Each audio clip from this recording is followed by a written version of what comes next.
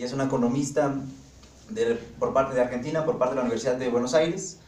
Ella es columnista de La Izquierda Diario, también militante del PTS, que es la organización hermana del MTS. Es también editora de la revista Ideas de Izquierda. Ha participado en conferencias y foros desde el marxismo, en donde se debate, se analiza la dinámica de la crisis y también sus contradicciones. También es la principal analista economista a nivel internacional de estas dos temáticas que les menciono. Y bueno, sin más por el momento, vamos a dar la participación a la compañera, que es la primera vez que viene aquí a la FES Acatlán. Esperamos tenerla en mucho más ocasiones, dándonos su participación. Bueno, ¿me escuchan bien ahí? Bueno, buenas tardes a todos. Bueno, como recién comentaban, efectivamente vamos a estar hablando de nuevas tecnologías y crisis económica y trabajo, ¿no? O sea, trabajo humano, ese es el objeto de la charla de hoy. Bueno, ustedes habrán visto que en el último periodo las nuevas tecnologías como Internet de las Cosas, la inteligencia artificial, la nanotecnología, la biotecnología, y la forma, digamos, humanoide de la inteligencia artificial, la robótica, vienen adquiriendo un peso muy importante fundamentalmente en diarios, revistas, libros, como cuestión ideológica de magnitud, ¿no? Y ligada esta cuestión a la idea, al análisis del lugar del trabajo en la tecnología y la cuestión del fin del trabajo, que aparece cada vez más frecuentemente en principio como un discurso, ¿no? Entonces, bueno, desde el punto en el campo de la economía, lo que se conoce como mainstream, o sea, los sectores oficiales, la economía oficial, tiene fundamentalmente dos alas con respecto a esta idea del fin del trabajo y el lugar y el rol de las nuevas tecnologías y la crisis económica. Y yo voy a plantear un poco qué dice cada una de esas alas. Unos se llaman, o en general se los denomina tecnooptimistas, es bastante obvio por qué, pero vamos a explicar un poco más, y los otros tecnopesimistas, que bueno, evidentemente son los contrarios, no es que sean las únicas que existen, pero son las más importantes, con las que a mí más me interesa discutir, y luego yo voy a plantear una posición desde el marxismo, que no es la única, sino que es la mía. Hay muchas posiciones del marxismo, yo voy a formular la mía.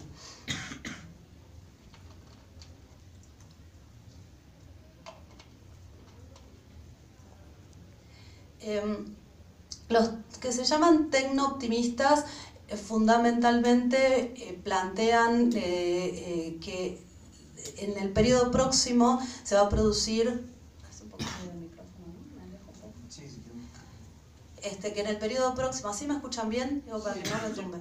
Que en el periodo próximo se va a producir una suerte de revolución de la productividad con un salto, una incorporación de las nuevas tecnologías a la estructura productiva, de tal manera que estaríamos en las puertas de una suerte de cuarta revolución industrial, ¿no? Y que bueno, y que esta situación, dicen estos autores, que son fundamentalmente del MIT, dicen que va a generar algo así como una buena y una mala, decimos nosotros en la Argentina, no sé si ustedes usan el mismo término, bueno, una buena noticia y una mala noticia a la vez. La buena noticia sería que al disminuir la cantidad de tiempo de trabajo incorporado y al incorporarse las nuevas tecnologías y la robótica a la producción, eso va a generar una disminución de la cantidad de trabajo incorporado y los bienes se van a naturalmente abaratar. Entonces los distintos sectores sociales van a tener acceso a bienes cada vez más baratos, ¿no? Entonces esto sería un beneficio desde el punto de vista de la humanidad. Ahora el problema es la mala, porque la mala es que toda esta gente, no se sabe quién va a comprar esos bienes, porque las nuevas tecnologías van a generar una eliminación progresiva del trabajo, y entonces en términos generales los trabajadores y grandes masas humanas van a quedar a la deriva y sin trabajo, y bueno, en última instancia, por más baratos que sean los bienes, les va a ser muy difícil comprarlos porque no van a tener dónde sacar ingresos para eso. Bueno, eso es fundamentalmente lo que plantean este sector, los tecno-optimistas, que es muy importante porque, a decir verdad, es lo que está copando todas las notas de los diarios, la propaganda. La clave es esta posición, ¿no? Esta gente plantea que en los próximos 5 años va a haber una eliminación de alrededor de 7 millones de puestos de trabajo en los países centrales, lo cual es muchísimo, ¿no? Bueno, esa es la posición de los llamados tecno-optimistas. Luego, la posición de quienes se llaman tecnopesimistas, a mí me interesa fundamentalmente tomarla de un autor que se llama Robert Gordon, que es un economista de Harvard, que también es del mainstream, que escribió un libro muy interesante, muy voluminoso, que lamentablemente no está traducido, pero que es muy bueno, que se llama Ascenso y Caída del Crecimiento Americano. Se refiere al crecimiento norteamericano, por supuesto, y establece una relación entre tecnologías, productividad y crecimiento a través de la historia. Y Robert Gordon va por supuesto, a discutir, a debatir con la teoría esta del fin del trabajo, ¿no? Entonces Gordon muestra que plantea dos cuestiones que quiero señalar. La primera de ellas, perdón.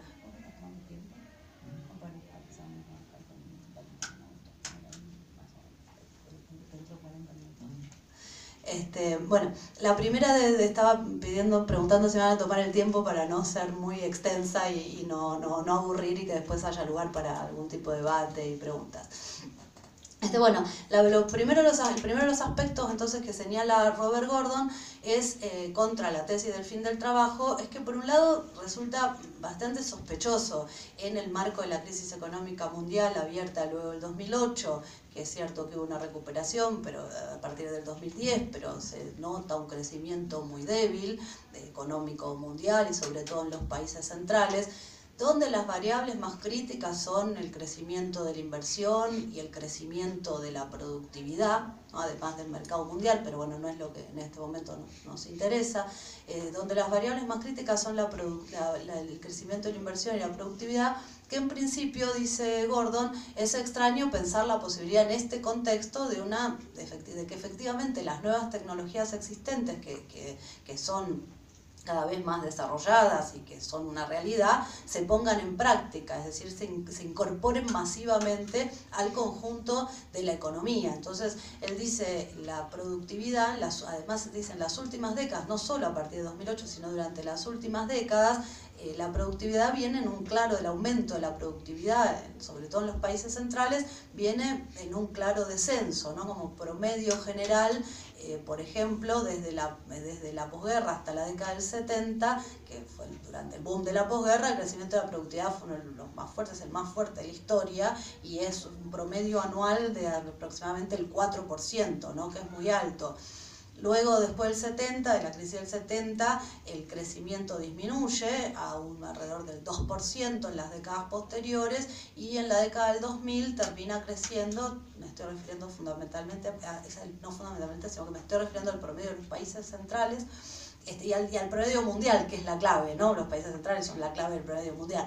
Y en la última década, la década del 2000, termina creciendo aproximadamente al 1% anual promedio, ¿no? O sea, se nota un descenso significativo.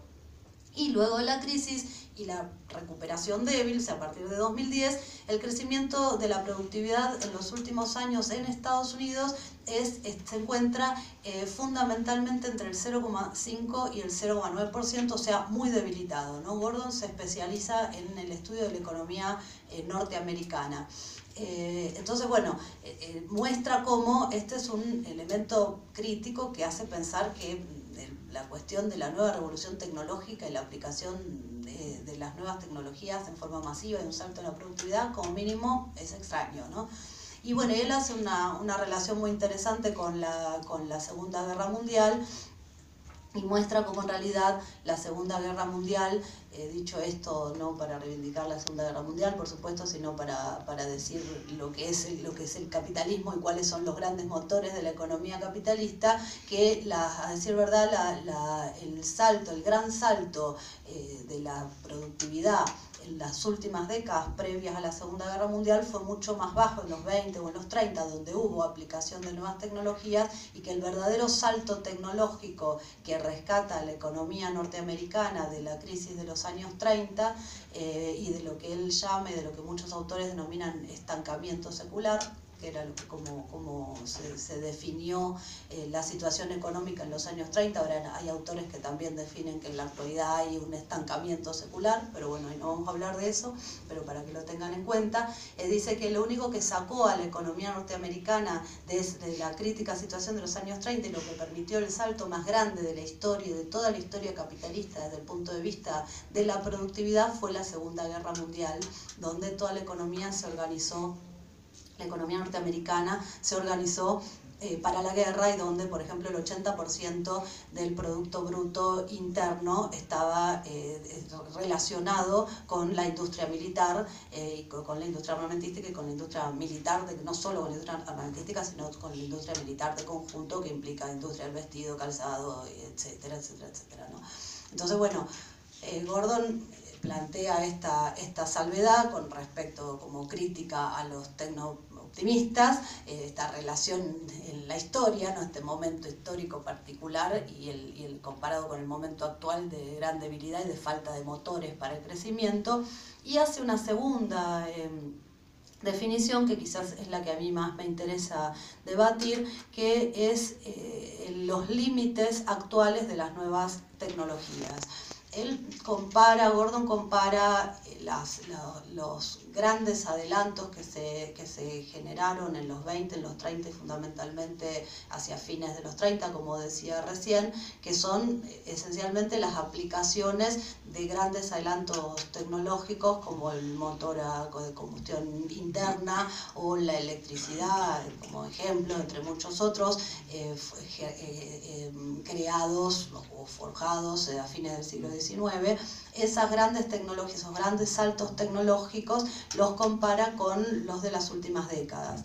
Y él muestra que en realidad el único salto de importancia tecnológico de las últimas décadas se produce en los años 90 con la fusión de Internet y la telefonía celular. Muestra cómo es el único salto cualitativo de las últimas décadas, o sea, posterior a los 70, ¿no? Saliendo de la guerra y la posguerra, como el único salto verdaderamente significativo es esa fusión de Internet con la telefonía celular.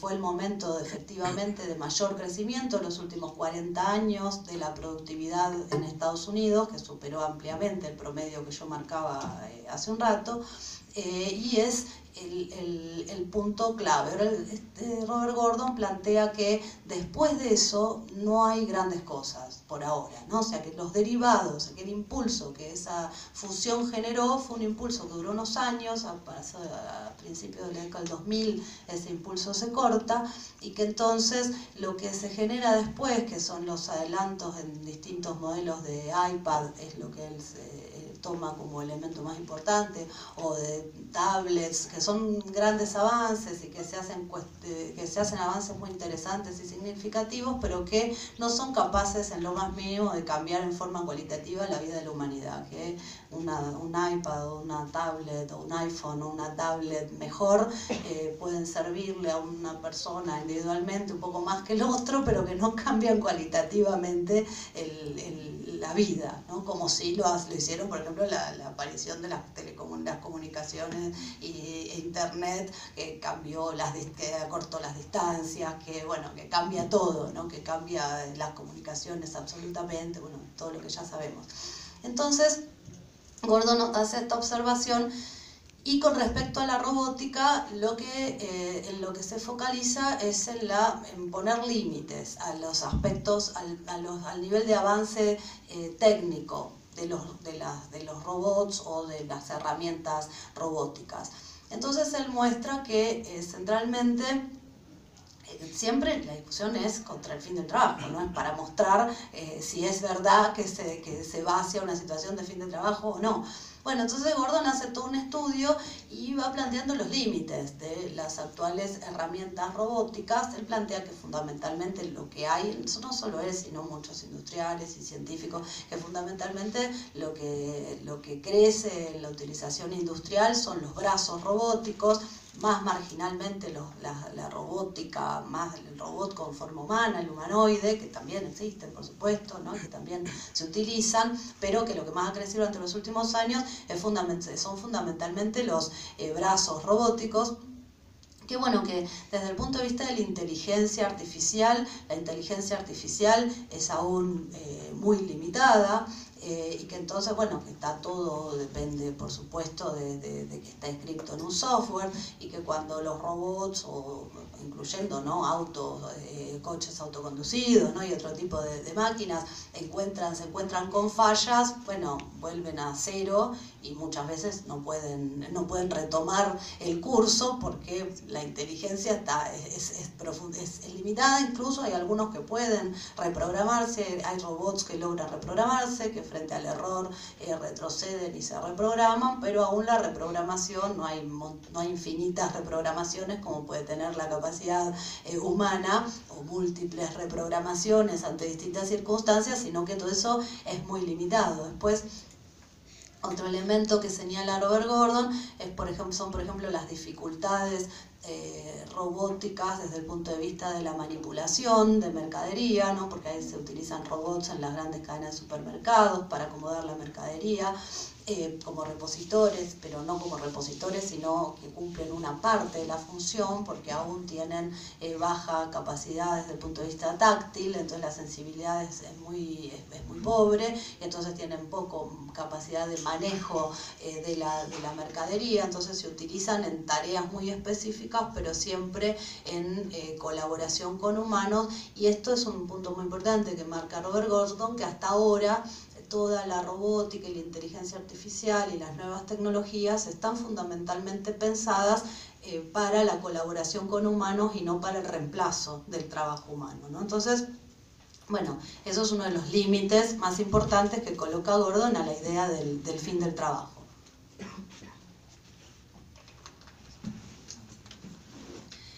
A mí me parece interesante esto. Ahora la cuestión que se coloca en el medio es ver si efectivamente esta cuestión es una cuestión técnica que está limitando el problema de la robótica. O sea, son efectivamente los límites técnicos de los robots lo que impiden el fin del trabajo, o hay una discusión más profunda. Bueno, eso es lo que yo fundamentalmente quiero discutir, es decir, si los robots logran un nivel de perfeccionamiento superior con el tiempo, por supuesto, ¿no? Y si logran, que Robert Gordon dice que lo van a lograr, y seguramente lo van a lograr, hay un montón de investigación y ciencia volcada a la producción de las distintas tecnologías y de la robótica, o sea que es muy probable que eso avance y se consiga. Entonces la pregunta es, bueno, ¿y si con el tiempo los robots logran un nivel de inteligencia muy superior al actual y logran habilidades muy superiores y logran superar todas estas trabas técnicas?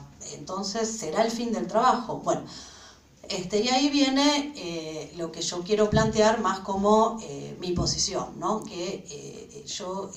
Como les decía antes, es una posición desde el marxismo, aunque no es la única posición marxista. Yo veo que hay dos problemas en el asunto, en la discusión. El primero de esos problemas tiene que ver con el primero de los problemas que plantea Robert Gordon, porque efectivamente es un poco extraño pensar que la fusión entre nuevas tecnologías, productividad y crecimiento económico no tenga nada que ver con la crisis, a pensar independientemente de que, la productividad y la inversión son las dos variables que vienen creciendo a ritmos más bajos desde el punto de vista histórico. Por ejemplo, en Estados Unidos, desde el 2010 a esta parte, la inversión viene creciendo a un ritmo cercano al 2% anual, lo que significa aproximadamente la mitad del promedio, si se considera desde los 70 hasta el año 2000. Entonces, bueno, pensar que va a haber una nueva revolución tecnológica cuando tanto la inversión como la productividad vienen creciendo a ritmos tan bajos, hace pensar que hay trampa, o sea, que hay algo que no va. Entonces, pensar nueva revolución tecnológica y fin del trabajo sin tener en cuenta estos grandes elementos es algo extraño. Y el segundo punto que me parece muy importante abordar es el que tiene que ver más con el segundo aspecto que aborda Robert Gordon, que es la pregunta que hacía recién, ¿no? Supongamos, hagamos la suposición de que efectivamente el capitalismo consigue superar las condiciones existentes para la inversión y logra una expansión productiva, una expansión de la inversión y un salto productivo, y que efectivamente después tenemos tiempo de ver en qué condiciones podría pasar eso, pero tomémoslo como supuesto, que efectivamente logra una cuarta revolución industrial, logra nuevas zonas de inversión y comienza un proceso inversor profundo y una recuperación de la economía. Y supongamos también que los robots alcanzan un nivel de inteligencia muy superior y que se superan todas esas cuestiones que yo planteaba desde el punto de vista de las habilidades, de la posibilidad de manipulación de mercadería. Bueno, a su vez también los robots desde el punto de la industria, por ejemplo, automotriz, hay mucha inversión robótica y se utilizan muchos robots, pero los robots tienen límites, por ejemplo, para la colocación en los autos de baterías, porque las baterías requieren trabajo en ángulos muy complejos y con recovecos, y entonces los dedos de los robots, las manos de los robots no logran esa manipulación. Entonces, bueno, supongamos que la robótica finalmente supera todo esto. ¿Es posible pensar el fin del trabajo en el capitalismo? Bueno, entonces ahí es donde aparece para mí la pregunta más interesante, porque ahí es donde la cuestión, ahí donde se centra el problema de si efectivamente la cuestión del fin del trabajo está ligada a las capacidades de los robots, por decirlo de alguna manera, las capacidades físicas de los robots, o hay algún otro tema que se plantea, y hay otra cuestión ahí.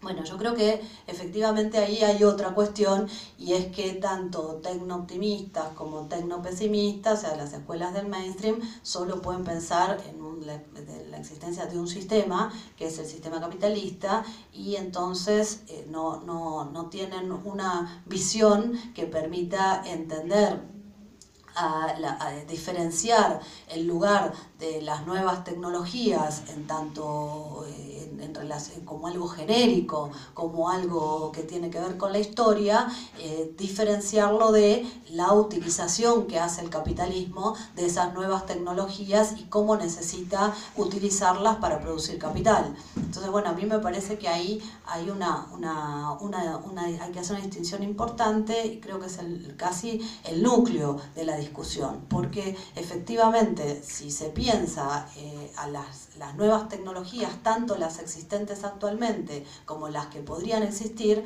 desde ya está planteada la posibilidad, por lo menos a largo plazo, del fin del trabajo, o de convertir al trabajo en algo muy pequeño, en algo la necesidad de muy poco trabajo, y de liberar a la humanidad para una vida mejor, para la creatividad, para el estudio científico, para la recreación, para el ocio, para muchas otras cosas, eliminando las tareas repetitivas que generan alienación, que generan una vida pobre, que muchas veces no vale poco, que vale poco ser vivida. Entonces, yo creo que en las nuevas tecnologías y en las posibilidades, en las potencialidades de las nuevas tecnologías, está desde ya planteada la posibilidad de terminar con el trabajo humano o de terminar casi, por decirlo de alguna manera más precisa, porque terminar completamente no, porque en un sentido siempre tiene que haber algún nivel de trabajo humano, pero de llevar el trabajo humano a un mínimo y convertir la vida en algo mejor que la dedicación cotidiana al trabajo. Entonces yo creo que eso está planteado desde el punto de vista potencial, pensando el problema desde el punto de vista de la historia y pensando el problema desde el punto de vista genérico, ¿no? Ahora voy a decir por qué genérico.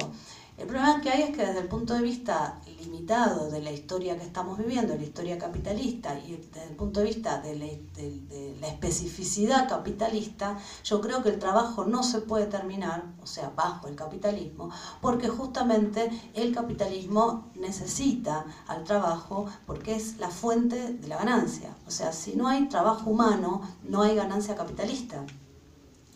Entonces ahí hay una contradicción profunda, porque, vuelvo a decir, sí, desde el punto de vista histórico, genérico, se puede pensar que la tecnología podría liberar al hombre la pesada carga del trabajo y dedicarse a algo mejor, desde el punto de vista capitalista, la utilización de tecnología es muy contradictoria, porque a la vez que reduce la necesidad de tiempo de trabajo, el capitalismo es ontológicamente, o sea, esencialmente desde su origen, dependiente de el trabajo humano y del robo de trabajo humano. O sea, el trabajo humano es la fuente de la ganancia capitalista. Entonces hay una contradicción profunda. Esta contradicción, a decir verdad, el capitalismo tiene un movimiento contradictorio, porque a la vez que incorpora permanentemente nuevas tecnologías, es el sistema más capaz de generar innovación de la historia de la humanidad, como todos ustedes sabrán. A la vez que incorpora nueva tecnología, por otra parte, y que libera, a la vez que incorpora nueva tecnología y libera fuerza de trabajo, por otra parte necesita incorporar cada vez más cantidad de trabajo y sobre todo cada vez más cantidad de trabajo no pago. Entonces, bueno, ¿cómo supera el capitalismo esta contradicción? Bueno, esencialmente lo hace, creo yo, en dos movimientos.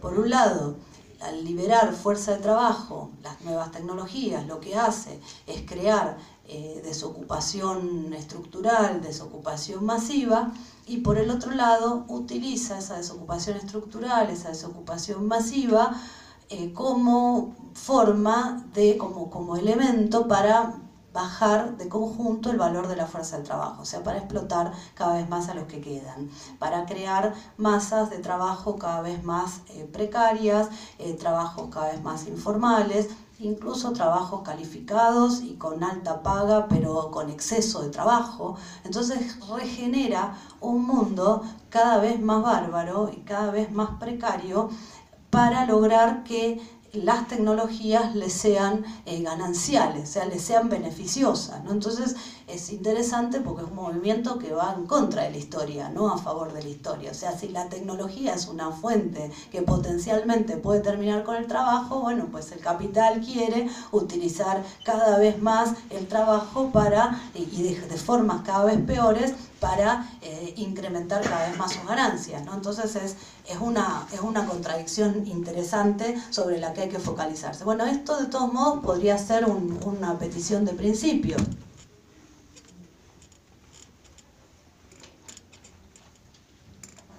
Quiero decir, podría ser algo que se me ocurrió a mí o que se le ocurre a los marxistas en general y que no tiene nada que ver con la historia. Entonces, bueno, es bueno hacer una recorrida por la historia breve, voy a hacer para no cansarlo mucho, pero lo más conceptual que me salga, para ver lo que pasó en los últimos, como mínimo en los 40 años previos, en todo el periodo que va desde los años 80 hasta esta parte, ¿no? Entonces, yo quiero recordarles, no sé si ustedes conocen, muchos de ustedes estudian sociología, entiendo, y entonces quizás los conozcan, que la teoría, pero bueno, también son en general bastante jóvenes, así que no lo sé, la teoría del fin del trabajo es vieja, no es nueva. O sea, no se les ocurrió ahora que aparecieron los robots. La teoría del fin del trabajo tiene décadas, ya años. En los 80 ya Cuando empezaba, miren ustedes qué interesante, ¿no? Porque justo cuando empezaba la ofensiva neoliberal, en los años 80 ya aparece, por ejemplo, Gorst planteando, un libro muy importante de André Gorst, que se llamaba El adiós al proletariado, ¿no? O sea, ya que la clase obrera no iba a existir más, justamente estaba asociado al desarrollo de las nuevas tecnologías. Después, años más tarde, en los 90, cuando la ofensiva neoliberal era cada vez más aguda, Jeremy Rifkin escribe El fin del trabajo, literalmente, lo mismo que se dice ahora, el fin del trabajo. Ahora, bueno, sería bueno pensar qué pasaba en esos años mientras escribían estos libros, ¿no? Y uno de los elementos más interesantes de esos años es que justamente en esos años comenzaba la ofensiva neoliberal y el capitalismo se proponía una ofensiva doble en un sentido. Por un lado, se proponía destrozar lo que se conoce como el estado de bienestar, es decir, la situación de vida aceptable de sectores importantes de la clase trabajadora, o más o menos aceptable, porque podría siempre ser mucho mejor, pero de trabajos de buena calidad, bien pagos, en los países centrales, como vamos a tomar el caso de Estados Unidos e Inglaterra, y por otro lado, conquistar nuevas fuentes de mano de obra barata, ¿no? Esa fue una jugada del capitalismo desde el neoliberalismo, ¿no? Que hay muchos elementos para nombrar, y donde se incorpora además a favor del capital el fin de la restauración capitalista en los países de Europa del Este, en la Unión Soviética y en China fundamentalmente, y la incorporación de la India también al mercado de trabajo mundial. Eso le entrega a las grandes multinacionales y al capitalismo mundial nuevas fuentes de trabajo barato hasta el momento inexistentes, y además le entrega nuevas zonas, espacios, que es lo que falta hoy, para la acumulación, como se vio después a partir del 2001 en China, donde el capital también pudo invertir grandes masas y desarrollarse y acumularse, cosa que no podía hacer en los países centrales, ¿no? Entonces, es interesante ver cómo eso se crea como un movimiento que de alguna manera tiene tres patas, ¿no? Tanto en el proceso se da fundamentalmente en los 90 y en los 2000, de alguna manera tiene tres patas.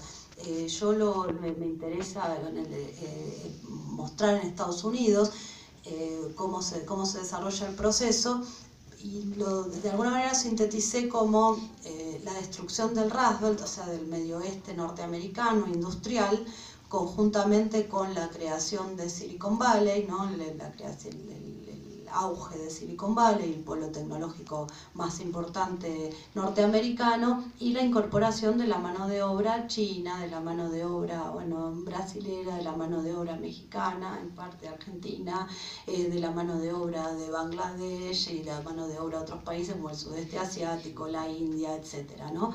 Entonces, es muy interesante porque ahí se muestra cómo, por un lado, en la región de Rust Belt se produce una cuestión doble. Pues la tecnología no es que no destruye trabajos, por supuesto destruye trabajos, pero una parte de trabajos y empleo, a veces trabajos y a veces tareas, ¿no? Que son partes de trabajos que en determinadas circunstancias eso termina destruyendo empleo.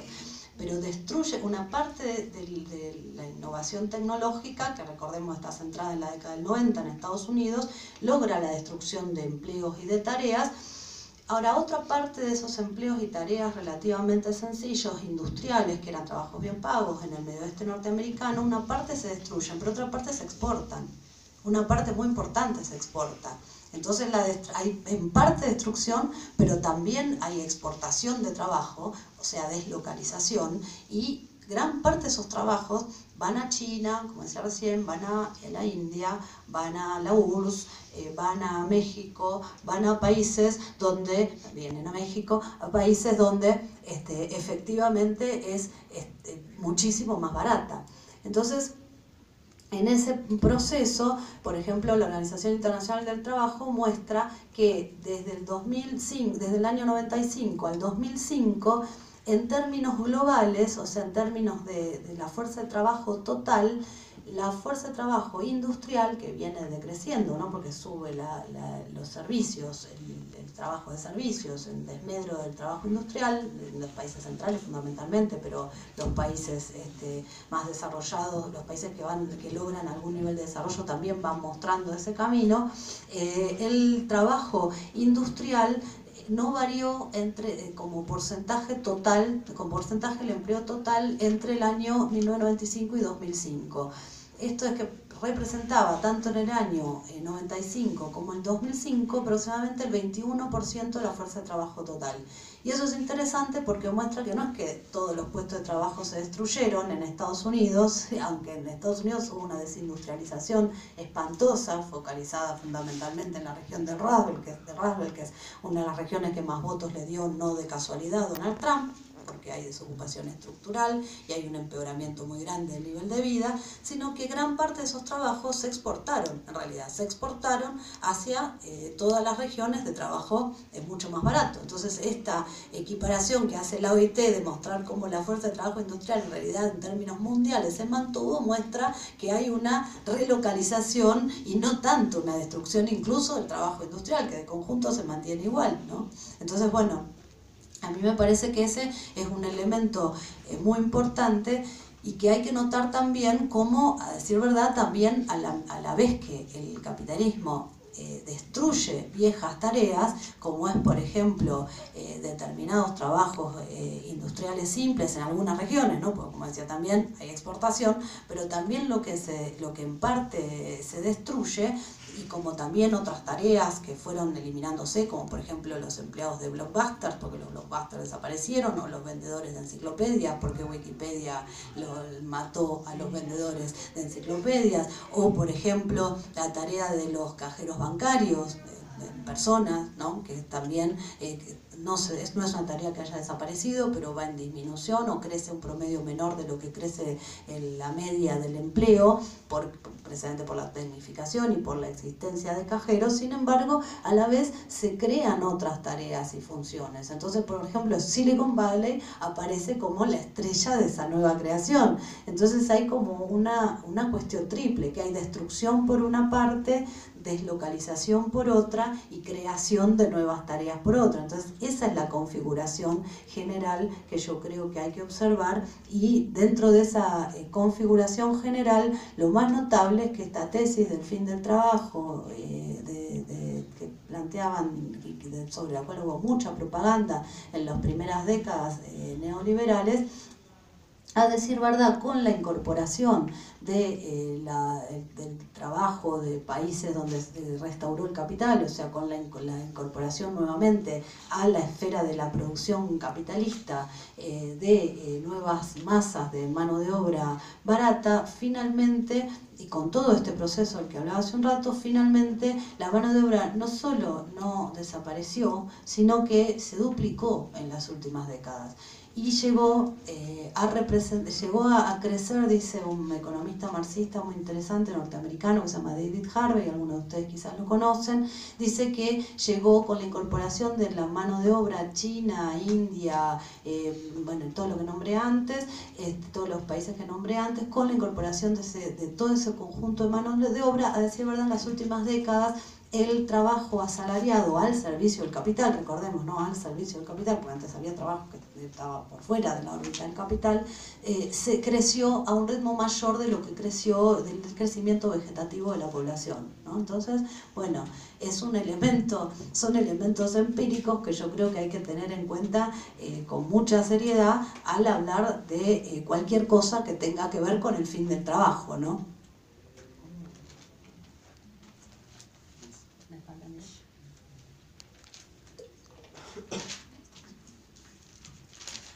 Bueno, entonces, para ir redondeando, me parece que hay que incorporar un elemento más teórico, que es del que yo hablaba un poco hace un rato, cuando Marx decía en los Grundrisse, que son los borradores que escribió El Capital, no sé si algunos de ustedes quizás los conozcan, Marx decía, hace todo un estudio muy importante sobre esta relación entre tecnología e incorporación de trabajo, y dice que el capital es como una contradicción viva, que en el sentido que yo planteaba antes, de que justamente en la medida en que incorpora tecnología y reduce el tiempo de trabajo necesario para la producción de distintos bienes, y en la misma medida en que libera cada vez más fuerza de trabajo de la necesidad efectivamente de la pesada carga del trabajo, en esa misma medida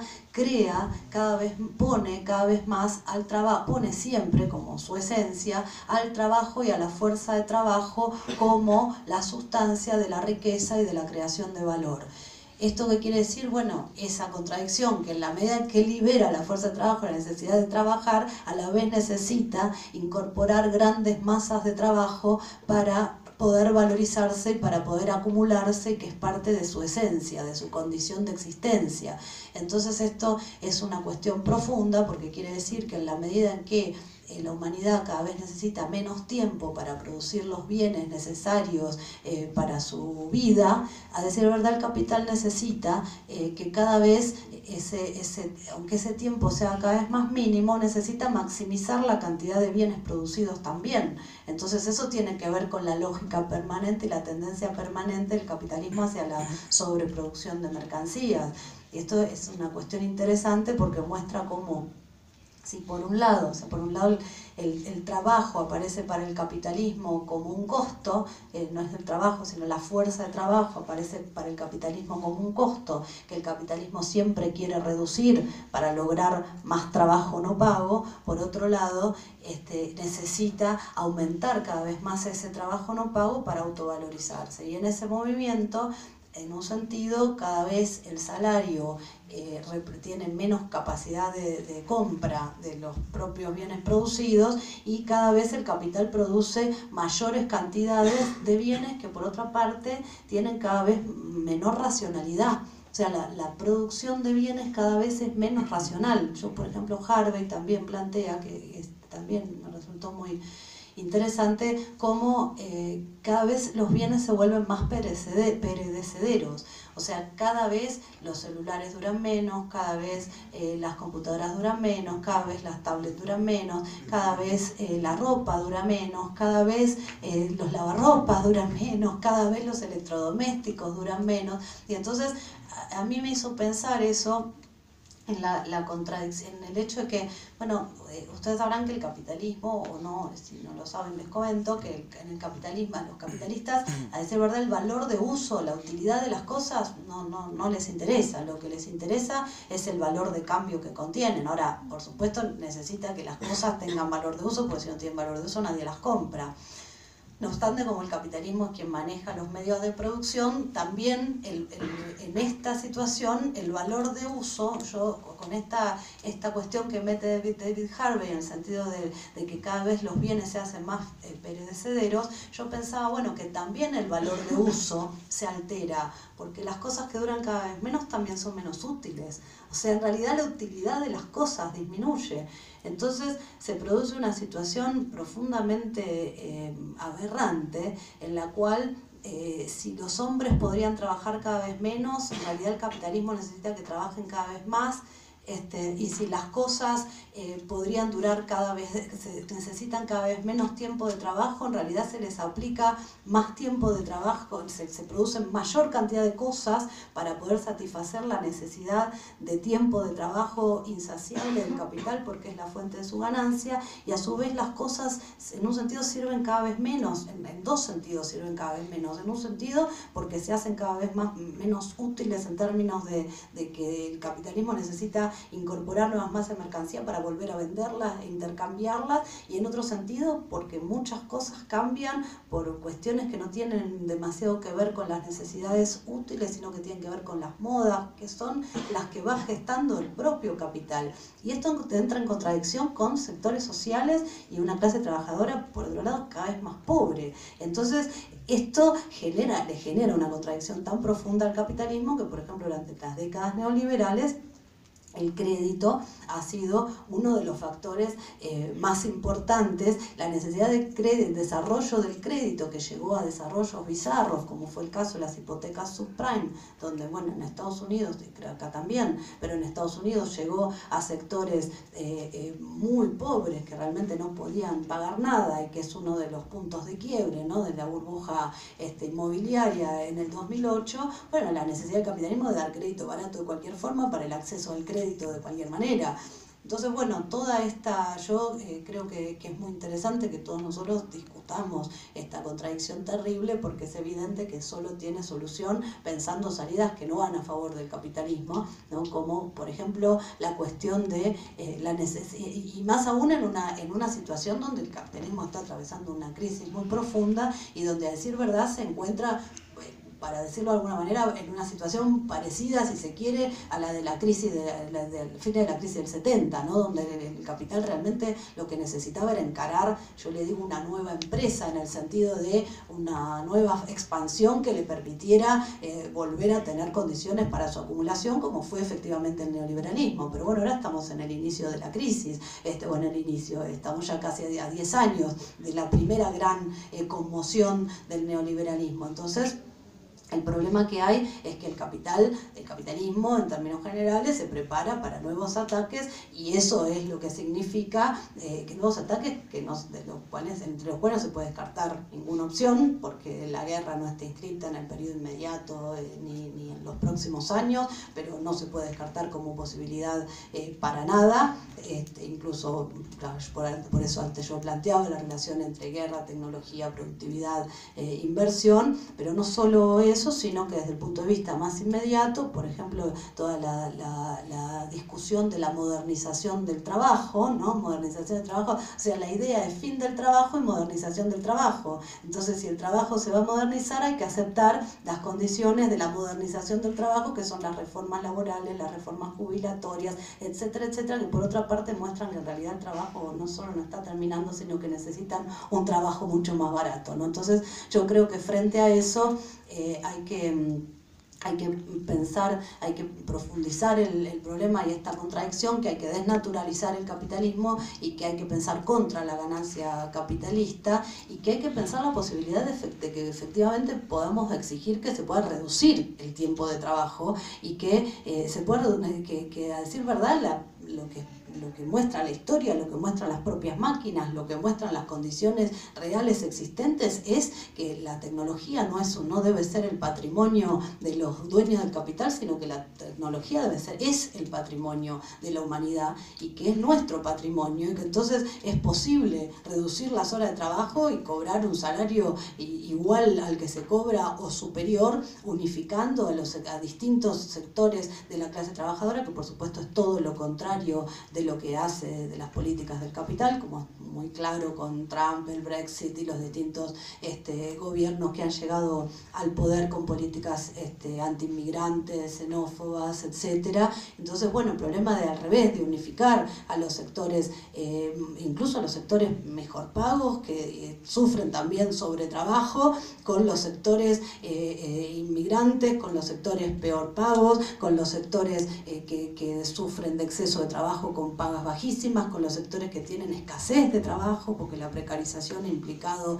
escasez de trabajo también. Entonces, gente que no logra ni siquiera trabajar el tiempo de trabajo que quisiera trabajar, y no logra ni siquiera llegar a una canasta que le permita satisfacer su nivel de vida. Bueno, entonces me parece que todos estos elementos son centrales, y es una cuestión que tenemos que poner en el centro, en el eje de la discusión, para precisamente enfrentar lo que viene, que tiene que ver con estas modernizaciones laborales asociadas a empeorar las condiciones de trabajo y a recrear una nueva fuerza de trabajo cada vez más precaria y en peores condiciones. Bueno, hasta acá llegué.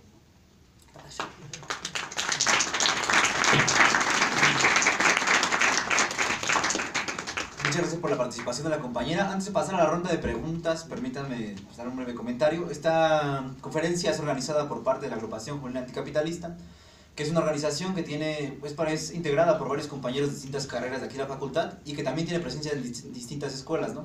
Como es el Politécnico, en donde por cierto la compañera va a estar este próximo jueves en la UPITA, la UACM, así como también la UAM y la UNAM, bueno, obviamente aquí en Acatlán, CCH en algunos también y principalmente en el casco de CEU. Y bueno, o sea, ¿por qué anticapitalista? O sea, nosotros nos consideramos anticapitalistas porque creemos que en primer lugar nos delimita y también porque nosotros queremos construir un sistema que funcione de distinta manera al que funciona, a la manera en la que funciona ¿no? Nosotros creemos que este sistema capitalista, que tiene su sustento en la producción de mercancía y en la acumulación de capital por parte de un pequeño sector, es completamente desigual. Trae consigo la explotación, la desigualdad social y vive completamente de la crisis, ¿no? Hablando en breves rasgos, ¿no? También es un sistema que pone completamente, hablando de la tecnología y la ciencia, al servicio de la producción o de la acumulación del capital de este sector que les hablaba, el pequeño sector, a través de la explotación de esta gran mayoría. También es un sistema que para nada le interesa desarrollarse de una manera sana con el medio ambiente. A través de estas últimas fechas hemos visto cómo el cambio climático se acelera y que inclusive países o personas de alto poder como los Trump anuncia o dice fuertemente que el cambio climático es un invento. Bueno, también ustedes han de decir, estos anticapitalistas pues están en contra de todo, ¿no? Y no proponen, ¿no? O sea, pues, completamente lo distinto. Nosotros buscamos un sistema que funcione completamente de manera distinta a esta. ¿A través de qué? De poner, por ejemplo, toda aquella tecnología y ciencia al servicio del bienestar social. Que todo sea ocupado, por ejemplo, para que los compañeros, para que los trabajadores puedan trabajar menos, para que se desarrollen, tengan una vida plena y que también exista un desarrollo sano con el medio ambiente. Es como alguna de las razones por las que nosotros queremos cambiar este sistema. Para no ser más largos, nosotros también somos parte de aquella juventud que en las últimas fechas, por ejemplo, salió a decir y gritar fuertemente por la aparición de los 43. Fuimos de aquella juventud que llenó las calles de la ciudad y de varias partes del país, inclusive a nivel internacional, pidiendo que aparecieran los compañeros. También esa juventud que se pone en contra de la subordinación de México a Estados Unidos y que es más presente ahora con la llegada de Trump, con toda la política antimigrante que ha impulsado. Esa juventud, esa oleada de jóvenes que también a nivel internacional ha salido a gritar fuertemente que es una juventud a la que este sistema no le debe nada. Esta juventud que está dispuesta a tomar el cielo por asalto y esta juventud que está dispuesta a cambiar el mundo sin descanso. Entonces queremos invitarlos a organizarse con nosotros, a organizarnos en un gran movimiento de jóvenes estudiantes que llenamos las escuelas, que llenamos los centros de trabajo, para poder organizarnos impulsar una política, impulsar una educación crítica, no, poner la educación crítica al frente de las escuelas, salir a luchar al lado de los compañeros trabajadores que pelean por sus derechos y bueno, ser parte de esta juventud que está dispuesta a cambiar el mundo. Y bueno, si alguno está interesado en tener más información, los invitamos este próximo jueves a la radio que organizamos cotidianamente en la explanada de la FES Acatlán. Jueves con jueves, ahí nos vemos, vamos a empezar en punto de la 1, podemos platicarnos, conocernos mucho más. Y también próximamente, la semana que viene, algunos maestros y compañeros estudiantes están organizando una serie de coloquios a 100 años de la Revolución Rusa titulado Ante la barbarie y el socialismo. Es impulsado por, como les digo, por varios compañeros. Va a ser el próximo martes y miércoles, en el que por cierto también va a participar un compañero de la organización, se llama Pablo Aurinari, con la conferencia titulada Lecciones de la Revolución Rusa. Entonces están invitados. Vamos a estar pegando también papeles los que le vamos a dar difusión. Y bueno, sin más por el momento, los invitamos, a quien quiera hacer una pregunta. Me parece bien empezar con 3. Pregunta, participación. Solo levante su mano y pues aquí la anoto y la compañera le responde. ¿Sí? Sí, buenas tardes. Hace algún tiempo yo volví a ver una película de Charlie Chaplin que se llama Tiempos Modernos. En realidad ahí pues tocaba el punto de lo que es pues el trabajo, ¿no? El trabajo mecanizado y cómo se revela él como personaje obrero ante este medio de producción, ¿no? Lo explotaban, incluso no podía ni comer ni hacer otra actividad porque pues, ya todo era pues prácticamente trabajar sin descansar. Salía completamente pues, a hacer su vida pues descansada, o como decía la maestra, pues quería tener un poco de ocio, pero seguía pensando en el trabajo, tanto así que pues se ven en un engrane, ¿no? como parte del mismo engrane, y bueno, esto lleva a una reflexión. Y ahorita que la maestra cita lo que es la robótica en todos los procesos nuevos acerca de la industrialización, de los problemas sociales que conlleva el quitarle trabajo a un sector pues, productivo, y hace la pregunta, o le inquieta la pregunta, si va a desaparecer el trabajo, pues yo realmente me pondría a pensar qué tan importante es el concepto de la robotización dentro de los procesos industriales, pero qué tan importante es la robotización dentro de los procesos de la psique de la educación de los jóvenes, qué tan importante es la robotización en la manera de entender los nuevos modelos productivos, dado que se habla de una globalización pues que ya está en sus últimas, y pues citan ustedes mucho a Trump, el modelo económico que desean implantar en su país, que es pues prácticamente volver al ciclo de la producción hacia adentro, ¿no? Y produzco y exporto lo que necesito. Ese modelo aquí en México, si no, ustedes no sé, lo deben de conocer un poquito más, pues es un modelo que ya tuvo aquí México, que era que le dio bonanza, que era precisamente la sustitución de poblaciones. Entonces, básicamente son ciclos nuevos, pero aquí pues los avances tecnológicos son los que llevan la batuta, y sobre todo cuando el proceso de un trabajo no lo va a hacer un hombre, lo va a hacer una máquina que no piensa. Entonces, esa máquina que no piensa hace labores repetitivas, mecánicas, y a lo mejor también opera, y la pregunta ya en resumen sería para hasta dónde nosotros podemos reflexionar y no estamos siendo robots nosotros mismos. Eso es todo. ¿Alguien más tiene? Sí, a mí me interesa, bueno, fascinante todo lo que nos platicabas, Paula, sobre la robótica, la productividad. Me interesaría un poco más saber estos detentadores de la robótica, la tecnología, la ciencia, que son, si pensamos, son determinados estados capitalistas, Europa, Estados Unidos, y otros estados que no son propiamente potencias capitalistas, pero sí son en un sentido económico despuntadores, ¿no? Como podría ser China. ¿Cuál es la relación entre estos bloques de países que tienen no solamente un poder económico, sino político, que serían, digamos, los centros capitales, y la relación con estas periferias, como podría ser China, en el caso de la robótica, y ante ese tipo de choque que se genera o que tenemos nosotros muy presentes, pues, ¿cómo nos preparamos hacia ello, ¿no? Es decir, si vemos que hay fenómenos que se están expresando por derecha, como es la salida del Brexit, el nacionalismo en Europa, Trump en Estados Unidos, ¿qué organización, qué partido, cómo nosotros encaramos esa realidad, ¿no? ¿Alguien más? Si no, podemos empezar con esas dos. Sí. Amor.